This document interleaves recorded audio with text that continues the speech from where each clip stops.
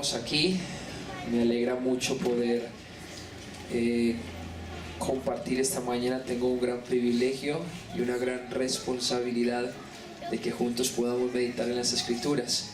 Y me gustaría que iniciáramos orando esta mañana al Señor, pidiéndole dirección, pidiéndole que nos ayude a ver cómo Él ve. Pero antes le cuento, esta enseñanza nació, o Dios me permitió estar meditando de pronto en un momento en mi corazón cuando observo el día que se colocan la ceniza en la frente, sí, que es el día de la cruz, se llama, creo, ¿cierto? Santa Ceniza, ok. Y yo veía tanta gente haciendo estas cosas, o pensé en eso, y bueno, no vi mucha gente realmente, vi poquita, pero pensé en cuánta cantidad de gente estaba haciendo esto, pero que realmente no lo entendía, que realmente simplemente estaba cumpliendo con algo y no entendía lo que es o lo que significa y por qué tal vez ellos estaban haciéndolo. Tal vez lo que querían recordar o quieren recordar puede ser algo chévere, algo bueno, pero luego también pensé cuántos de los que venimos a la congregación estamos haciendo cosas y buscando a Dios de una forma que no entendemos muchas verdades de la palabra. Y por eso yo quiero que usted y yo oremos, porque hay una verdad de la palabra que es importante, que no solamente la escuchemos o oigamos hablar de ella, sino que la comprendamos bien en nuestro corazón. ¿Le parece si oramos al Señor? Cierra un momento sus ojos, por favor. Padre, esta mañana, una vez más, te agradecemos por asistirnos, te agradecemos por ser nuestro Dios, nuestro Señor, estamos muy agradecidos por tu salvación, por la vida eterna, porque tú eres quien nos ha sustentado, porque en ti está todo lo que tenemos y lo que somos. Ayúdanos, Señor, esta mañana. Yo oro para que tu palabra abunde en nuestro corazón, trayendo vida, refrigerio, para que las verdades de tu palabra traigan descanso, traigan fe, para que traigan ánimo alcanzado, para que traigan, Señor, esfuerzo, amor, para que nuestro corazón se inunde de las características de un Dios perfecto, que podamos ver la imagen misma de la sustancia de Dios, de la gloria tuya, a Cristo Jesús revelado en las Escrituras, y entonces comprendamos, y entonces crezcamos, y entonces nos afirmemos en ti, Señor. Gracias por esta mañana. Amén y amén. Amén. Bueno, vamos a hablar esta mañana un poquito acerca de la resurrección de los muertos. ¿Ok? La resurrección de los muertos. Y vamos a ir al libro de Hechos, en el capítulo 17, para hacer una pequeña introducción. Libro de Hechos, capítulo 17. Tal vez usted ya ha escuchado lo que sucede un par de veces, pero vamos a recordarlo. Los que nos están viendo por la internet, un saludo, Dios les bendiga, y esperamos que sea de gran bendición para sus vidas también este tiempo. Hechos capítulo 17. El versículo 16 tiene un título. Ahí arribita hay un título. ¿Lo tiene usted? ¿Cuál es? Capítulo 17, versículo 16. Hay un titulito en algunas Biblias.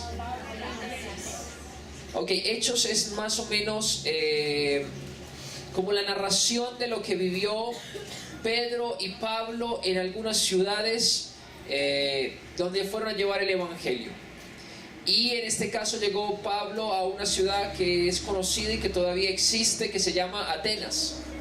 Llegó allá, pero cuando llegó, usted puede leerlo a partir del versículo 16, como que se puso el ambiente maluco para Pablo en su corazón, porque empezó a ver y la ciudad estaba llena de ídolos.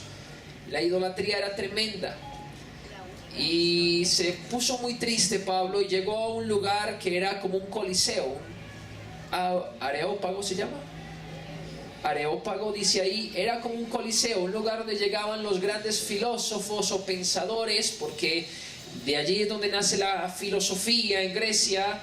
Atenas es en Grecia, y de allí nace toda esa parte de la filosofía, y entonces habían grandes disertadores hablando muchas cosas, y Pablo como que ve la oportunidad de también compartir y hablar, y hablar acerca de lo que él había escuchado, y era del mensaje del Evangelio.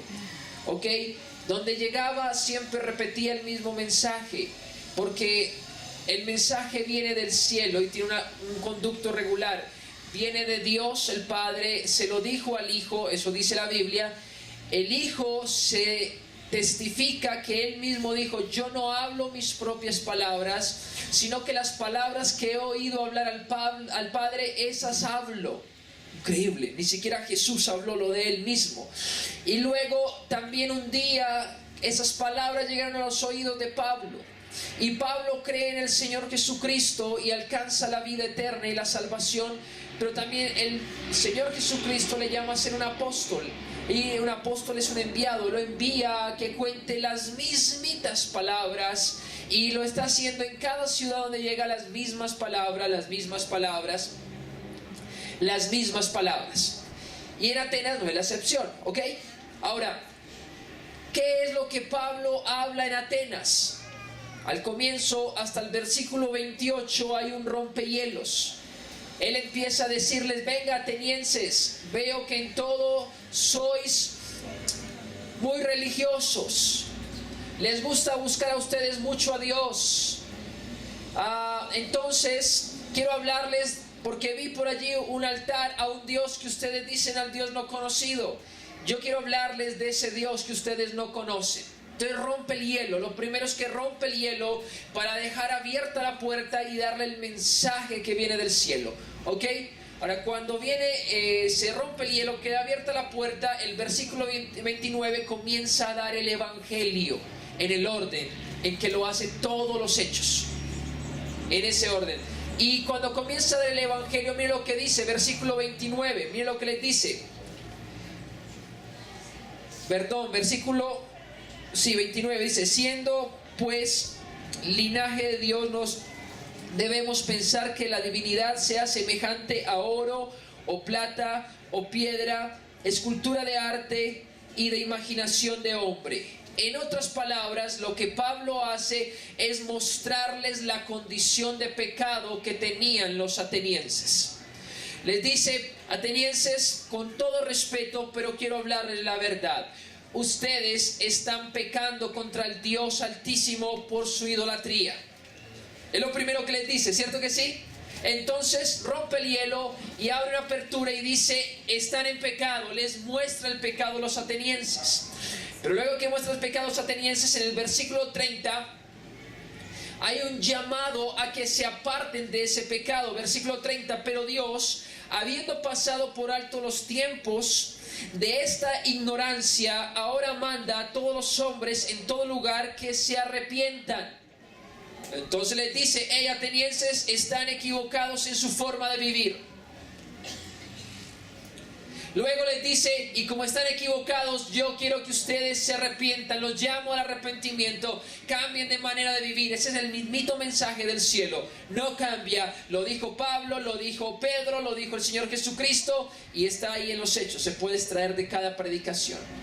Y luego de que los llama al arrepentimiento, hay algo especial que hace en el versículo 31. Mírenle conmigo, léalo. Versículo 31 dice: por cuanto ha establecido un día en el cual juzgará al mundo, pero con justicia. Esa palabra es chévere. Por aquel varón a quien designó, dando fe a todos con haberle levantado de los muertos. ¿Y qué es lo otro que hace entonces en el versículo 31? Es que los invitó a poner la fe en Jesucristo. Les dijo: atenienses, miren su conducta, está contraria a la de Dios, y eso se llama pecado. Yo los invito a que se arrepientan, dejen ese estilo de vida, pero no es suficiente el arrepentimiento, necesitan algo más. Pongan su fe en el Señor Jesucristo. ¿Sí ven? Ese es el mensaje del Evangelio. Eso es lo que Pablo dijo en todas las ciudades. Pero cuando estaba hablando del Señor Jesucristo, incorporó algo que pertenece al Evangelio. Y aquí es donde vamos a centrarnos usted y yo hoy. ¿Sí? Él habló de la resurrección de los muertos. ¿Usted está de acuerdo conmigo? Vuelve y lea el texto, por favor, conmigo. 31. Por cuanto ha establecido un día en el cual juzgará al mundo con justicia por aquel varón a quien designó, dando fe a todos en haberle levantado de los... ¿Sí ve? Yo no sé usted qué piensa de la resurrección de los muertos, pero la Biblia habla acerca de la resurrección de los muertos. Y hoy usted y yo vamos a estudiar acerca de la resurrección de los muertos. ¿Le gusta? Pregúntele al que está al lado, ¿usted cree, o usted qué cree mejor? ¿Usted qué cree de la resurrección de los muertos? Pregúntele. ¿Usted cree que vamos a resucitar? ¿Que los muertos van a resucitar? ¿Sí? ¿Usted cree? ¿Seguro? Pero en serio, hable. Tengo una charladita ahí. Y ahorita sí me escucha, por favor.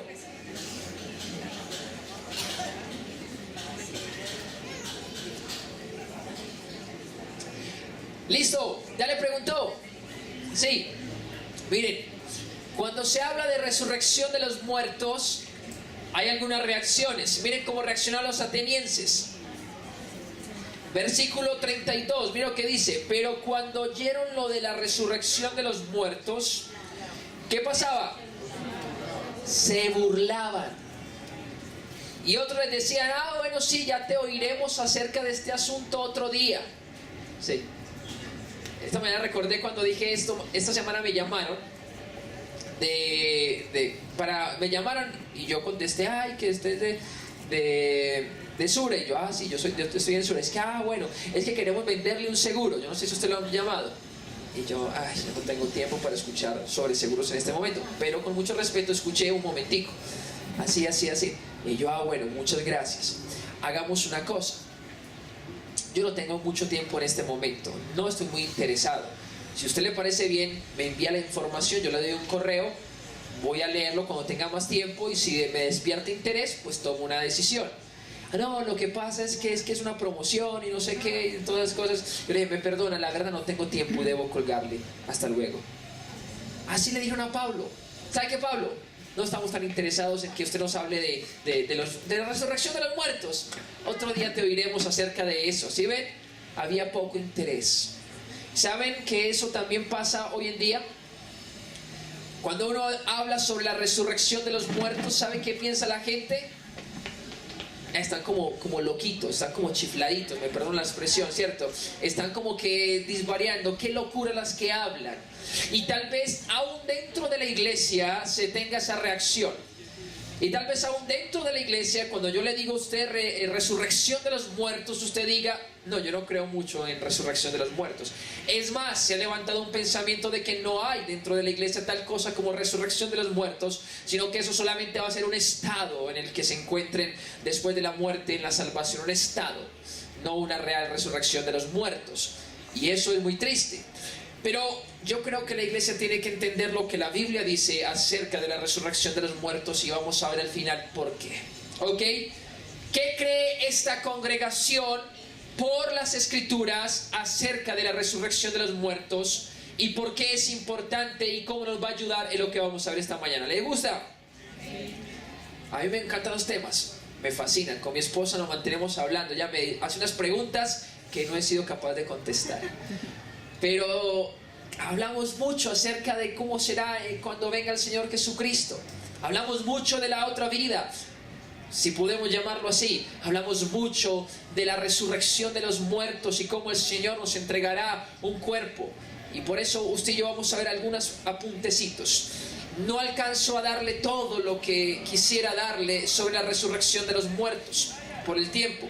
Escogí algunas cositas específicas, pero por favor anote este texto bíblico y le invito a que lo lea y lo estudie, no solamente lo lea. Primera de Corintios capítulo 15, tiene como 60 y tantos versículos, es largote ese capítulo, pero habla acerca de la resurrección de los muertos. Ok, todo 15 habla acerca de la resurrección de los muertos.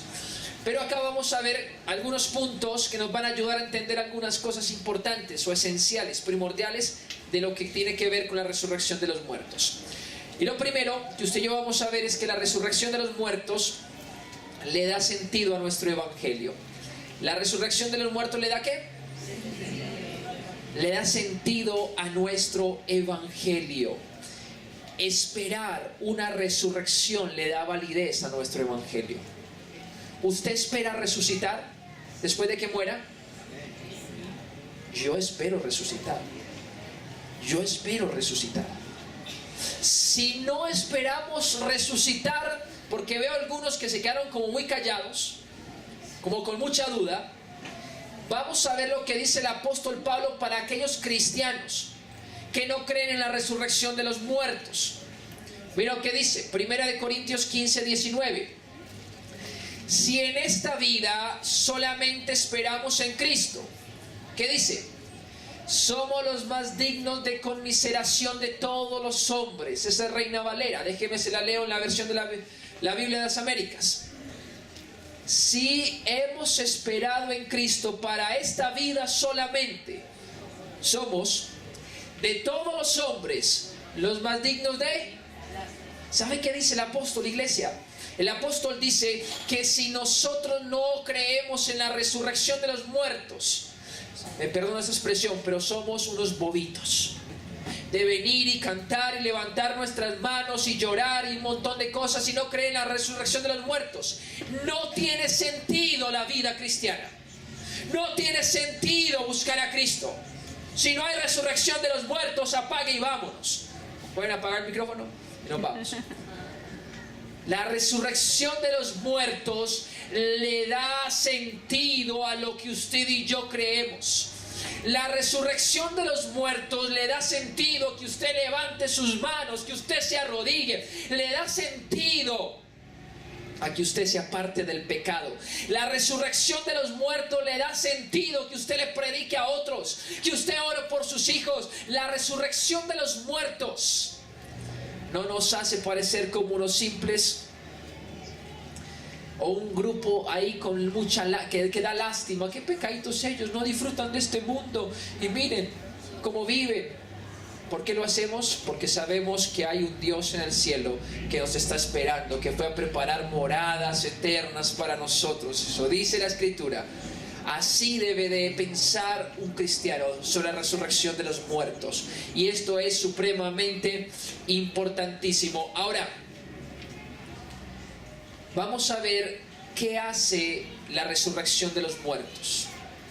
La resurrección de los muertos le da validez, le da valor a algunas cosas que usted y yo hacemos todo el tiempo. Si usted y yo creemos en la resurrección de los muertos, entonces tiene valor lo que sigue.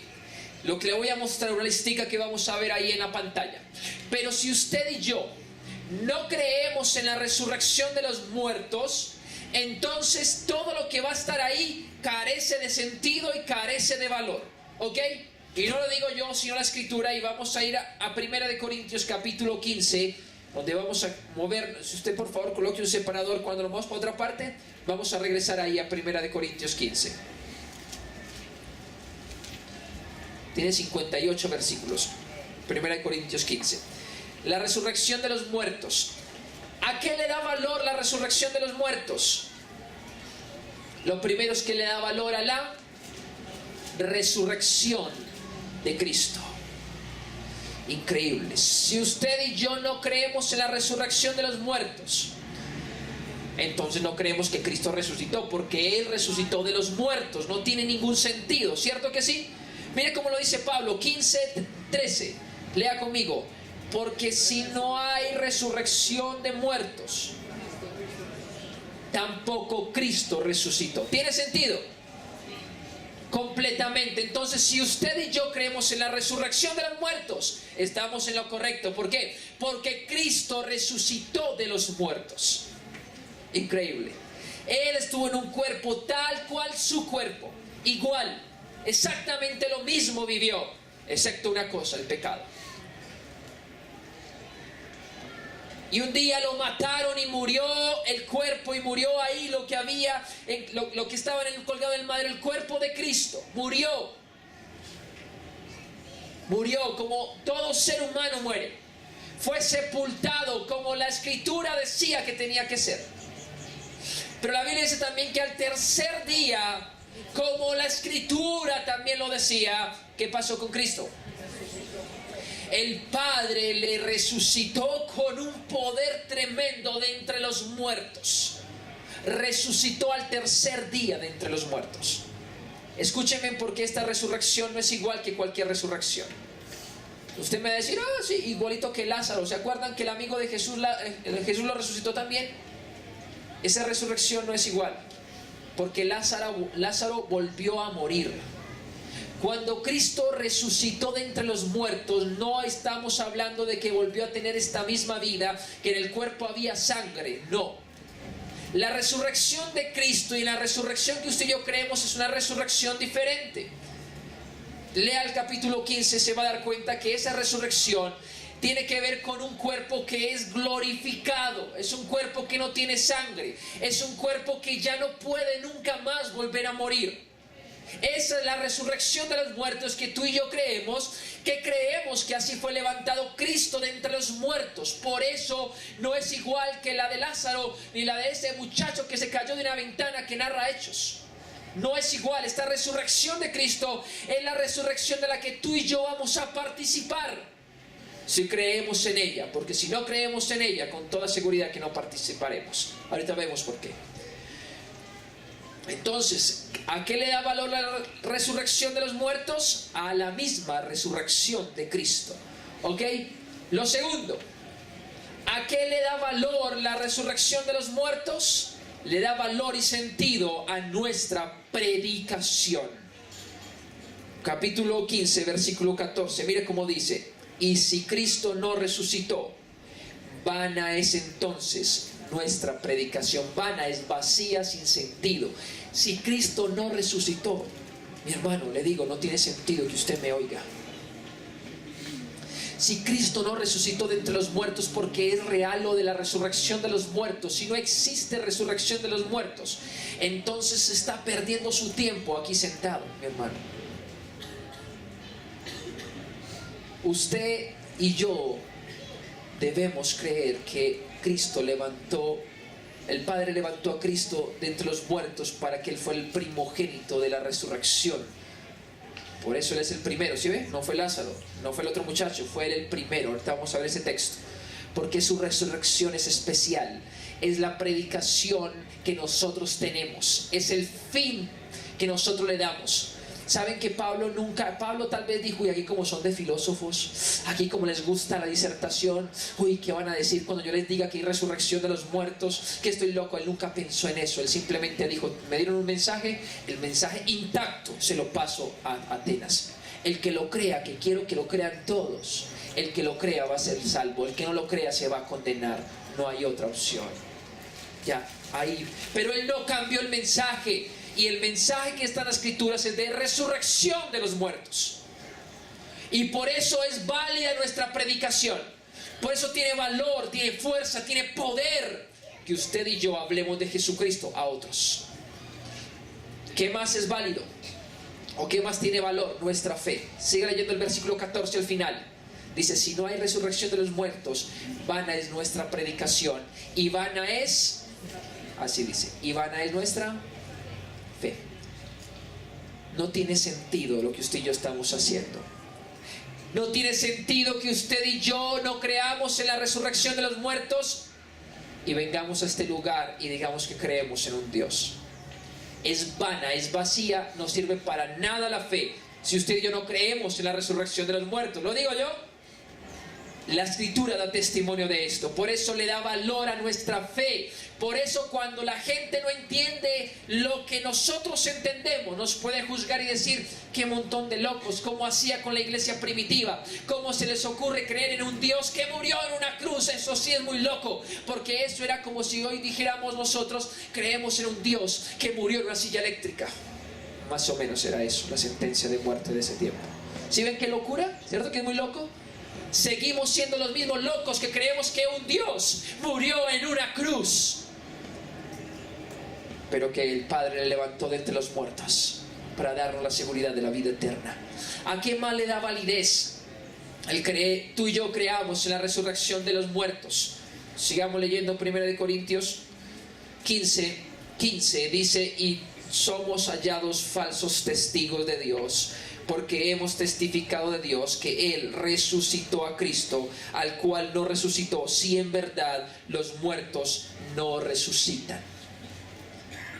Saben, nosotros damos un testimonio de Dios, no un testimonio nuestro, sino un testimonio de Él, que Él hizo algo, testificamos lo de Él. Pero si no resucitó, no hay resurrección, de los muertos, el testimonio que damos de Dios no tiene ningún sentido, carece de valor. No, ¿para qué hablamos de Dios? Porque Él dijo en su palabra que Él resucitó a Jesucristo de entre los muertos. Pero también, ¿saben qué? ¿A qué le da valor creer en la resurrección de los muertos? Mire ese último punto, dice, le da validez a la esperanza de los que han muerto en Cristo Jesús. ¿Saben algo? Muchas veces me siento a hablar con mi esposa de este tema, como les conté ahorita, pero algunas de ellas han surgido del tema que mi esposa dice, no me imagino el día en que alguno de los dos muera. Me da un susto, un temor, y yo siempre, le he reconvenido un poco acerca de ese pensamiento y le digo, no, ese es el pensamiento que tiene que estar en nosotros. Porque si tú mueres en Cristo, tú vas a estar mucho mejor que yo.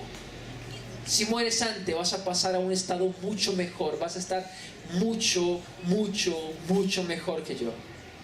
Y yo me voy a poner tan contento de que llegaste a la meta de la carrera y que vas a estar con el Señor Jesucristo. Hay una idea perversa, mala, equivocada, que creemos que es mejor esta vida que la otra vida, que creemos que es mejor estar aquí en la tierra que estar en el cielo, y pensamos que es muy malo morirse. Le voy a decir esto, iglesia, creo que por una cantidad de veces es muy bueno morirnos. Debe ser motivo de gozo que haya muerte de un cristiano, de alguien que esté en Cristo. Debe haber gozo. Pudiésemos hacer es una fiesta en vez de un funeral de llanto, porque va a estar en la presencia del Señor. Es de verdad que nos sentimos con una soledad, porque, por ejemplo, si mi esposa muere, voy a sentir el espacio de tantos años que tal vez el Señor nos permita vivir, si está en su perfecta voluntad, y voy a sentir de pronto un poco de soledad. Pero estamos tan humanizados que se nos olvida el Evangelio. El Evangelio dice que cuando una persona muere en Cristo, va a la presencia de Dios. Bueno, va en el alma, pero luego llega un día de la resurrección de los muertos. No es el tema, hasta allá no llega el tema, porque después, cuando Cristo venga en su segunda venida, es que se levanta a los muertos y usted y yo tomamos el cuerpo como el que Él tomó, dice la Escritura. Eso dice la Escritura. Y por eso, cuando alguien muere en Cristo, usted y yo estamos felices, contentos. Yo pienso en mi muerte y me da gozo, de verdad que me da gozo. En estos días estamos haciendo en la casa un arroz con leche que vendimos hace 8 días los adolescentes. Recogiendo unos fondos para una salida a una capacitación para maestros, y cuando estábamos haciendo ese arroz con leche se puso el tema, chévere, cuando compartimos ahí, la tristeza o la felicidad de la muerte. Y de verdad que yo creo rotundamente de que morir es una alegría. Solamente que decir que muero ya, digo, Señor, todavía quiero predicarle a otras personas, todavía quiero predicarle a mi familia. Pero de verdad que si todo el mundo estuviera convertido, no tiene sentido esta vida. Morámonos todos y vámonos para la vida que el Señor tiene para nosotros. Todavía hay que predicar el Evangelio, pero yo pienso en mi muerte y digo, qué gozo, Señor, ¿cuándo será que estoy contigo? Así es mi oración. Y así yo creo que debe ser el pensamiento nuestro. Le da validez a la muerte de los que están en Cristo. Eso el apóstol Pablo les dijo esto a la iglesia de Tesalonicenses. Se lo dejo ahí para que usted lo estudie. Váyale a Tesalónica y mire que él le dijo, no quiero que ignores acerca de los que duermen. Así le dice, para que no os entristezcáis. Así les dice a la iglesia de Tesalónica el apóstol Pablo. ¿Ustedes acaso no saben que nosotros no vamos a preceder a los que murieron? Sino que en un abrir y cerrar de ojos, en el mismo momento, los que murieron serán resucitados, y los que aún vivan, cuando el Señor Jesucristo venga, serán transformados. Hay una resurrección de los muertos. Y por eso hay valor en que nosotros, cuando alguien muere en Cristo, estamos tranquilos y confiados. Y en esto creemos por la Escritura. ¿Usted cree en esto? Amén. Esto es lo que creemos por la Escritura. Ok, vamos a ver Ya vimos que si no hay resurrección de los muertos, nuestro evangelio, nuestra vida cristiana, me perdono la palabra, es una tontería. Más o menos lo que quería expresar el apóstol Pablo, ¿ok? Segundo, vamos a ver dónde está el fundamento para creer en la resurrección de los muertos. ¿Dónde está este fundamento? Y el fundamento para creer en la resurrección de los muertos se encuentra en la misma resurrección de Cristo. Y vamos a tratar de desarrollar ese pensamiento. El fundamento para la resurrección de los muertos, la suya y la mía, se encuentra, para que usted y yo creamos eso, se encuentra en creer en la resurrección de Cristo. Vuelvo y lo repito, como está en la pantalla. El fundamento para creer en la resurrección de los muertos es creer en la resurrección de Cristo. Mire lo que dice 1 Corintios 15:17, está en pantalla. Y si Cristo no ha resucitado, ¿qué pasa con la fe? Vuestra fe es falsa.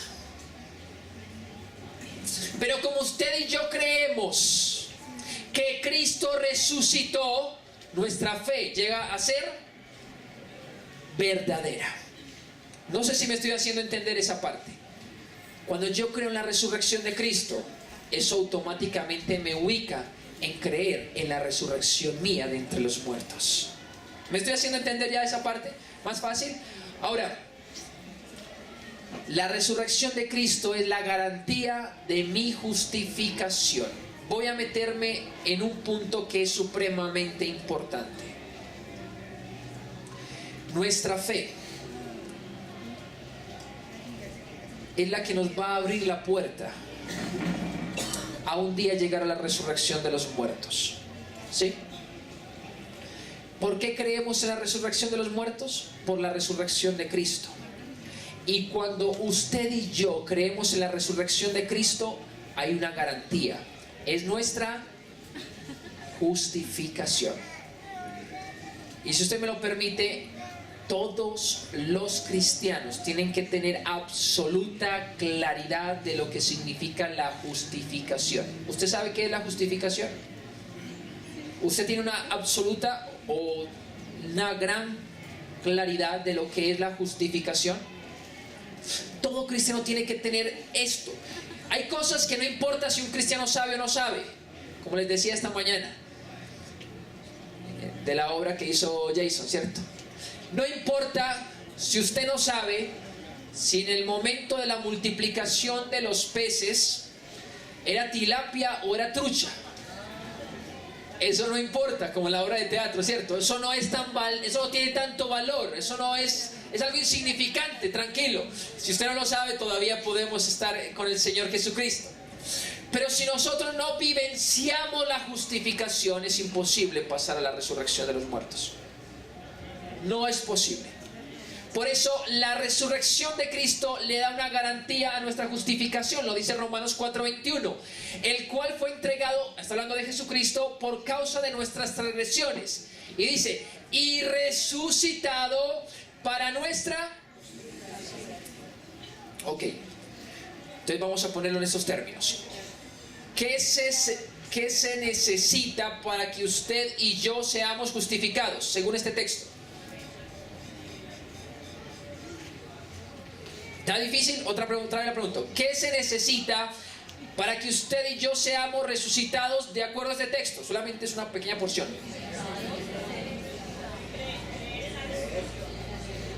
Miren, para que usted y yo seamos justificados, algunos de lo que están diciendo es correcto, pero de acuerdo a este pasaje, tiene que haber sido que Cristo resucitó. Si Cristo no resucitó, usted y yo no podemos ser justificados. ¿Tiene sentido lo que le estoy diciendo? Mire, resucitado para nuestra justificación significa que si Él no hubiese sido resucitado, usted y yo no podemos ser justificados. ¿Tiene sentido lo que le estoy diciendo? Ok, ahora, como usted dice, ok, justificación, ¿y eso con qué se come? No lo entiendo muy bien. Para los que no, o para los que sí, repasamos, vamos a ver qué es justificación. La importancia de la justificación. Para eso vamos, si usted me lo permite, al original en que fue escrito la Biblia, al griego, ¿sí? Vamos al griego en el que fue escrito el Nuevo Testamento. La palabra que aparece ahí, que Pablo puso ahí en la carta, fue dikaiosis, que luego se tradujo al español como justificación. Dikaiosis, de un verbo que es dikaio. Dikaiosis. ¿Qué significa dikaiosis? Una ampliación al significado justificación en español es el siguiente: denota el acto de pronunciar, declarar justo. Acto de pronunciar o declarar justo. Y usted me dice, no lo logro todavía coger. Justificación o abolición, así se puede traducir esa palabra que está ahí. Pero voy a quedarme con el acto de pronunciar justo o declarar justo. Significa que cuando Cristo murió, nos declaró justos. Es lo que dice, ¿cierto que sí el texto? Vamos a cambiar la palabra aquí arriba, justificación.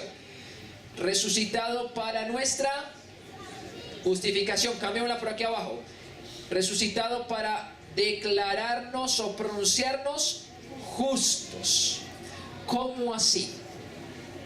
Ante Dios, cuando Cristo fue resucitado, a los que son de la fe de Él, ahorita miramos eso, los declara justos ante el Padre. Es decir, que Dios ve, y cuando ve a Lairícer, dice, Lairícer es un justo. No dice es un pecador, dice es un justo. Es decir, es un correcto. Ha hecho todo bien. Increíble. Ha hecho todo bien. Ha hecho todo excelente. Lo declara uno justo. ¿Cómo funciona? Sí, exactamente. Vamos a ver eso ahorita en otro texto. No es porque, simplemente porque sí, no. Hay una razón el por qué. ¿Cómo ocurre más o menos esto? Déjeme le hago una imagen en algo que usted y yo conocemos de esta tierra. ¿Usted ha escuchado alguna vez de los antecedentes judiciales? ¿Sí? Antecedentes judiciales. Uno puede sacar un certificado que pide normalmente cuando hay una entrevista de trabajo y uno quiere hacer los papeles que piden regularmente es un certificado, ¿cómo llaman? Certificado de antecedentes judiciales. Un pasado judicial, ¿cierto? Un pasado judicial. Entonces le piden un certificado de sus antecedentes judiciales. Entonces cuando le piden ese certificado, uno se mete en la página y lo descarga. De la policía, si no estoy mal, se mete uno para descargarlo. Y lo descarga y ahí dice, yo recuerdo, cuando lo saqué la última vez, el señor Lairícer Iral Galeano, identificado con cédula de ciudadanía, no tiene antecedentes judiciales. Es decir, está limpiecito. Ante la justicia estoy correcto. Ante la justicia estoy bien. Estoy comportándome como se debe comportar un ciudadano colombiano. ¿Cierto que sí? Ok. Pero ¿qué tal si a alguien lo cogen por ahí haciendo cosas raras y lo llevan y lo meten al calabozo, lo meten preso en algún momento? ¿Dónde queda eso? En el pasado judicial. Entonces cuando voy a ir a solicitar trabajo, me piden el certificado judicial y ahí queda. Lairícer una vez se puso a pelear y con un arma blanca, no sé, hirió a alguien, pasó alguna cosa y ahí queda registrado algo y estuvo preso por estos cargos y queda ahí. Y yo cuando llego a la empresa tengo que ir a presentar mi certificado con ese pasadito, ¿cierto? Mire lo que sucede cuando se dice declarar justo, declarar justificado. Es que aunque yo tenía todo ese paquete, porque todos los hombres ya han cometido errores, no es como en Colombia que algunos matan, roban y tienen cosas que deberían aparecer en su certificado judicial o en su pasado judicial y no aparecen porque la ley no les ve. Ante Dios, Él tiene una ley y esa ley, cuando usted la infringe, aparece, dice que hay un acta de decretos que nos es contraria. Colosenses, ¿usted ha leído esa parte? Y todo ser humano, cuando infringe la ley de Dios, entonces tiene un acta de decretos que le es contraria, un antecedente judicial con Dios, más o menos. ¿Me estoy haciendo entender? Todos. Increíblemente. Pero la Biblia dice que cuando una persona es justificada, es porque queda ante Dios sin antecedentes judiciales. Miremos algunas cosas importantes a través de textos bíblicos de lo que es la justificación. Algo importante. La Biblia afirma que para quedar justo ante Dios, un hombre, yo quiero ser justo ante Dios, ¿qué tengo que hacer? ¿Usted quiere hacer algo para ser justo ante Dios? Sí, ¿qué tengo que hacer? Debe cumplir con la totalidad de la ley. Es igual que en Colombia, ¿cierto que sí? El que infrinja la ley de Colombia va a sus antecedentes, usted infringió la ley. Pero con Dios, el que cumpla la totalidad de la ley es el que puede ser visto por Dios como bueno y como justo. Eso lo dice la palabra. Mire que ahí está, Romanos 2:13. Porque no son los oidores de la ley los justos ante Dios, sino los hacedores de la ley serán. Los que hacen completamente la ley son justificados. Entonces la ley dice: no mentirás. Y usted dice una mentira que nadie lo pilló, pero hay un acta de decretos que nos es contraria donde queda registrado. Y es los antecedentes judiciales. Y dice la ley: no robarás. ¿Cierto que eso dice la ley? Éxodo capítulo 20. Dice la ley: honra a tu padre y a tu madre. Entonces, los niños, cuando tienen una edad y no honran a su padre y a su madre, inmediatamente se llena el registro de antecedentes judiciales con Dios, si lo queremos llamar de alguna forma. La pregunta es: ¿quién podrá ser justificado de esta manera delante de Dios? ¿Hay alguien que pueda cumplir con todo esto? Y la respuesta es la siguiente: nadie es justificado por las obras de la ley. Nadie puede delante de Dios verse bueno en este momento, ni un ser humano. Es imposible. Lo dice Gálatas 3:11. Y que por la ley ninguno se justifica para con Dios. Es evidente. Mire que la Biblia lo dice. ¿Es como? Evidente. Significa que usted y yo no podemos hacer nada para vernos delante de Dios buenos y correctos. Increíble. Sigamos aprendiendo acerca de la justificación. La justificación, entonces, ¿por qué medio puede ser puesta en el hombre? Y la respuesta es por la fe en Jesucristo. Por eso usted y yo venimos a este lugar. Por eso yo cantamos, adoramos, nos postramos, lloramos por la fe en Jesucristo. Por la alegría de nuestra justificación. Mira lo que dice el texto en Gálatas 3:24. De manera que la ley ha sido nuestro ayo para llevarnos a Cristo. ¿Sabe por qué? Porque cuando la ley le dice no robarás, la ley le dice no matarás, uno se da cuenta que, tengo un montón de antecedentes. ¿Qué hago? Y hay una vía de escaparse de esos antecedentes. Se llama Jesucristo. Jesucristo. ¿Sí? Hay una vía, se llama Jesucristo. Entonces, así como cuando uno saca los antecedentes judiciales y aparecen con un montón de cosas malas porque las hizo de pronto, así la ley nos deja ante Dios con esa acta de decretos que nos es contraria. Eso todo hombre, así se esconda en el lugar más recóndito, como dicen por ahí, de la tierra para hacer sus fechorías, en la ley de Dios, y el que es el juez del universo entero va a quedar registrado en el acta de decretos que al hombre le es contraria. Pero mira lo que dice: que hizo la ley que es perfecta, es buena, es espiritual. Dice que esa ley nos llevó a Cristo, lo que está en rojo, a fin de que fuésemos justificados por la... ¿Cómo es el hombre justificado? Otro texto, Romanos 10:9. Que si confesares con tu boca que Jesús es el Señor, aquí aparece. ¿Y qué dice? ¿Y qué? Creyeres, fe. Y creyeres en tu corazón que Dios le levantó de los muertos, ¿qué ocurre? Serás salvo. ¿Por qué? porque nadie que no tenga la justificación podrá llegar al reino de los cielos. ¿Me estoy haciendo entender?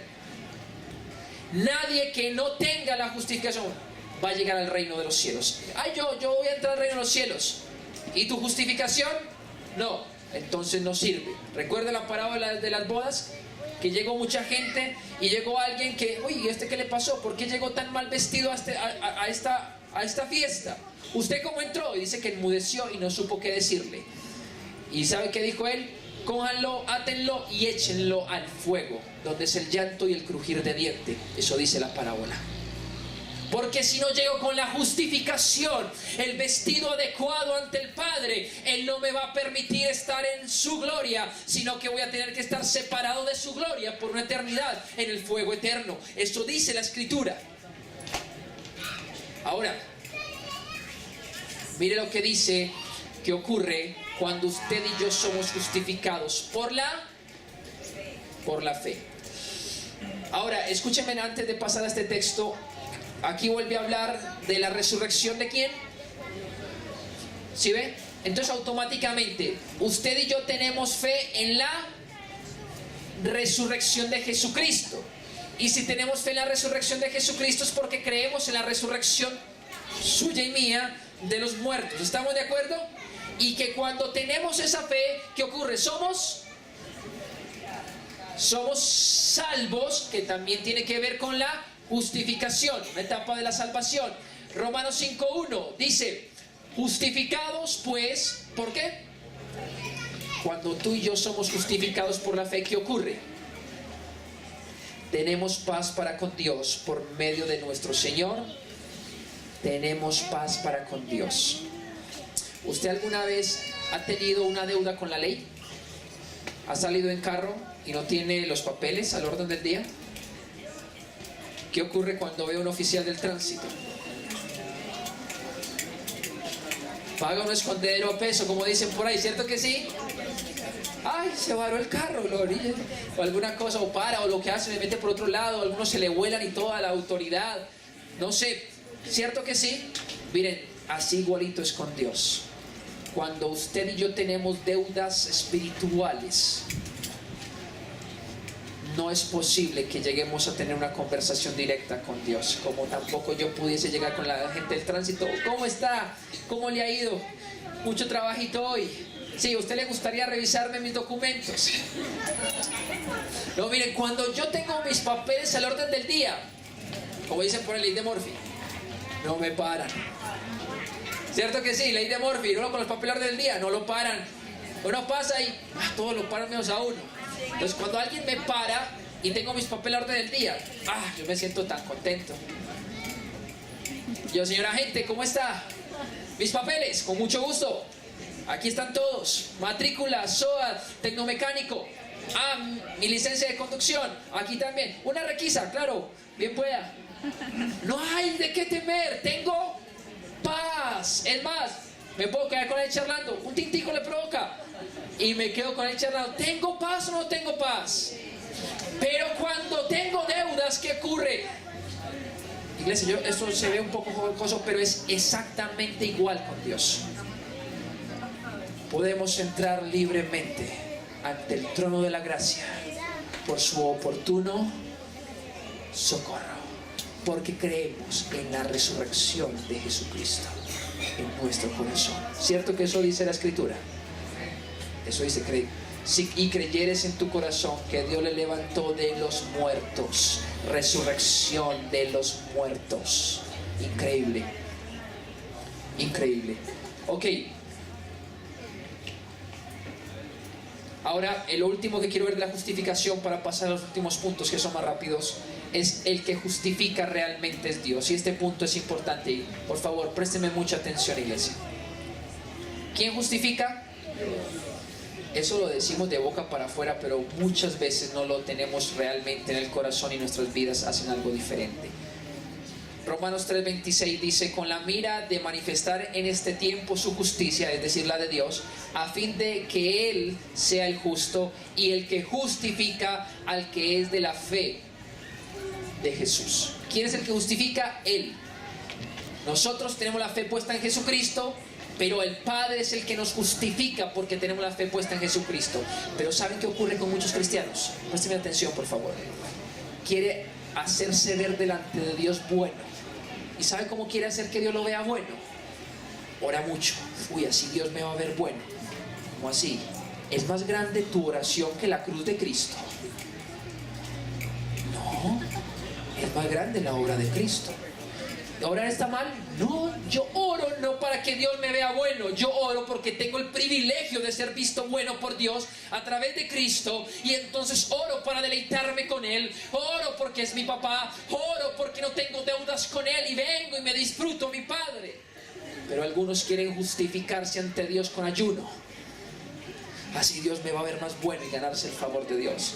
Qué triste. El que justifica es Dios. Uy, sirviéndole a Dios desde las 6 de la mañana hasta las 9 de la noche. Y así entonces Él me va a ver que...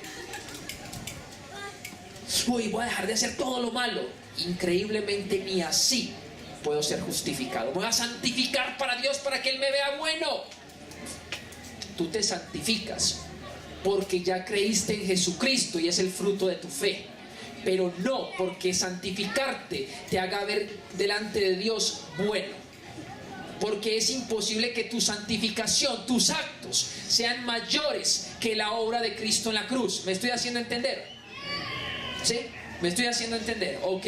Y esto es supremamente importante, iglesia. ¿Saben cuántos en la iglesia uno ve que de pronto viven eso? Ah, sí. Eso se llama religiosidad, creyendo que yo me gano el favor de Dios. Cristo ganó el favor de Dios por mí en la cruz del Calvario. Y yo tengo la fe puesta en ese Jesús. Y la fe puesta en que Él fue resucitado entre los muertos. Y por esa fe me santifico. Y por esa fe oro. Y por esa fe ayuno. Pero no porque mis actos me hagan más bueno delante de Dios. ¿Me estoy haciendo entender? Tercer punto. Nuestra resurrección será como la de Cristo. 1 Corintios 5:20 dice: más ahora Cristo ha resucitado de los muertos. Primicias de los que durmieron es hecho. Reina Valera, pasemos nueva traducción viviente. Pero lo cierto es que Cristo sí resucitó de los muertos. Ahí Pablo está llegando a una conclusióncita. Él es el primer fruto de una gran cosecha. Aquí dice primicias, la letra en rojo. Esa palabrita en el griego es aparque, que la nueva traducción viviente quiso ayudarnos a entender mejor con todas estas palabras en español. Él es el primer fruto de una gran cosecha. ¿Qué significa parque? Ofrenda del primer fruto, el primero de una misma especie. ¿Qué significa esto? Que de la misma manera como resucitó Jesucristo, Él es el primero de todo un fruto igualito, nosotros también.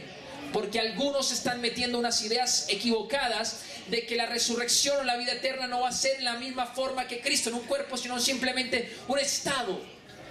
Pero que no va a haber un cuerpo como tal físico. Sí lo va a haber, porque el Señor Jesucristo resucitó en un cuerpo físico y la palabra lo muestra. Y así como Él resucitó en un cuerpo físico, tú y yo vamos a resucitar en un cuerpo físico. Por eso es que alegría morir, porque ese cuerpo es incorruptible, porque ese cuerpo es eterno, porque ese cuerpo no muere nunca más y para siempre estará en la presencia del Señor.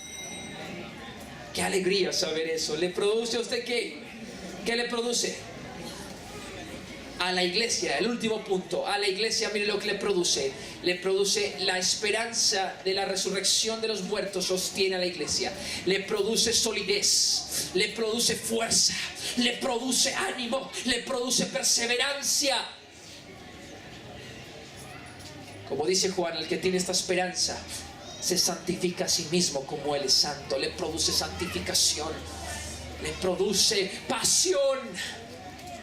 La iglesia de Tesalónica, como hemos hablado en algunos momentos, fue una iglesia que pasó por grandes pruebas. Solamente se permitió predicar el evangelio abiertamente durante 3 semanas. Se estableció una iglesia y de ahí en adelante persecuciones y cosas terribles y dolorosas. Léase por favor Tesalonicenses y se da cuenta. Pero hay un texto que me fascina, Tesalonicenses 1:10, en relación a la resurrección de los muertos, que hacía que la iglesia se sostuviera firme.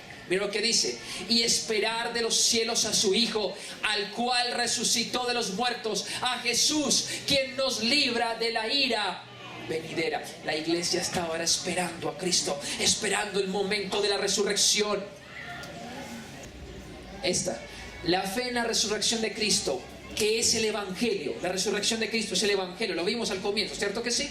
Que es el Evangelio, nos da la seguridad y una mirada diferente de la vida cristiana. Nos da seguridad. Y yo veo la vida cristiana de una forma diferente. Ay, qué difícil la vida cristiana. No sabes lo que dice. La vida cristiana es fantástica. La vida cristiana, estamos esperando una tremenda victoria. Y nuestro cuerpo será redimido. Seremos adoptados. Y todos los días el cristiano está hablando de esa manera. Porque eso pasaba con la iglesia del segundo siglo, cuando en el circo de Nerón metían a los cristianos a que se los comieran los leones, se bajaban los de las gradas y decían: ese Dios es el que yo también quiero tener como Dios. No quiero los dioses más de este imperio romano, de este tiempo. Quiero a Jesucristo como mi Dios. Y hacían fila para que lo metieran a que se lo comieran los leones. ¿Cómo? Porque había esperanza de la resurrección de los muertos. ¿Tiene sentido? Tú vives de esa manera. Tú vives de esa manera. Así debemos vivir como iglesia. No solamente conocimiento, práctica, vida real. Así tú y yo debemos vivir. No hay aflicción tan grande como para que quite el gozo de la vida eterna. No hay aflicción tan grande como para que quite el gozo de que un día seremos resucitados de entre los muertos y nuestro cuerpo mortal será adoptado para tener un cuerpo incorruptible. ¿Por qué no te pones sobre tus pies y un momentito oramos al Señor? Por favor.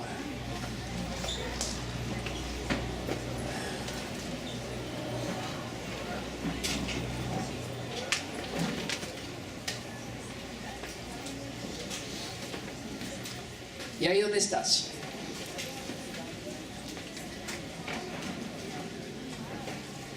Quiero hacerte una pregunta.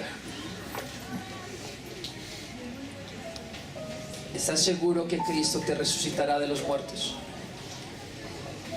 Si mueres en este momento, ¿estás seguro que Cristo te resucitará de los muertos?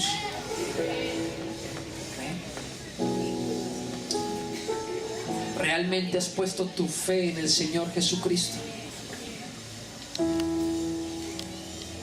Porque si no lo has hecho, hoy es el día. Si no lo has hecho, este es el momento. Si lo has olvidado, este es el momento para recordarlo, para afianzarlo en tu corazón. Pero si no lo sabías y escasamente hoy logras entenderlo,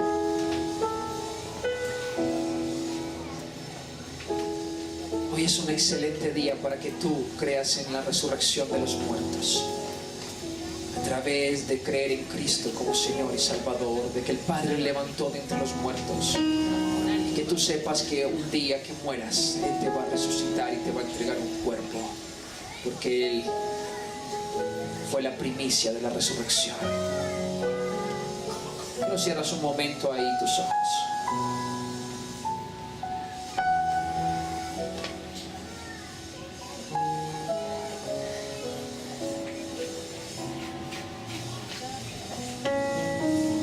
Tal vez tengas que decirle a Jesús: Jesús, nunca había visto el Evangelio de esta manera. O en momentos lo he olvidado, pero hoy te doy gracias por tu muerte. Y también gracias por tu resurrección. Gracias, Padre, por la resurrección del Señor Jesucristo. Gracias, Señor. Hoy creo en que tú le has levantado, Padre, de entre los muertos. Hoy mi esperanza está en que tú me levantarás de entre los muertos. No importa cuándo muera. Lo que importa es que estoy seguro que me resucitarás de los muertos. Para siempre estar contigo. Por siempre y para siempre, Dios. Gracias. Muchas gracias. Si tú tienes todavía dudas, habla con Él y dile: Jesús, hoy creo en ti. Si tú nunca le hayas dicho a Jesucristo que crees en Él y nunca habías entendido para qué Él vino a esta tierra a morir, pero también resucitar para justificarnos ante el Padre. Dile: justifícame, Jesús, con tu muerte y resurrección, que hoy creo. Bautízame en tu muerte y resurrección, y hoy creo en ti.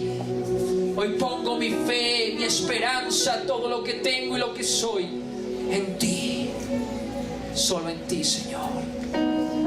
Gracias por esta hora, Señor, por lo que haces en tu iglesia, por la fe que levantas en tu iglesia. Gracias, Señor. Gracias, Señor.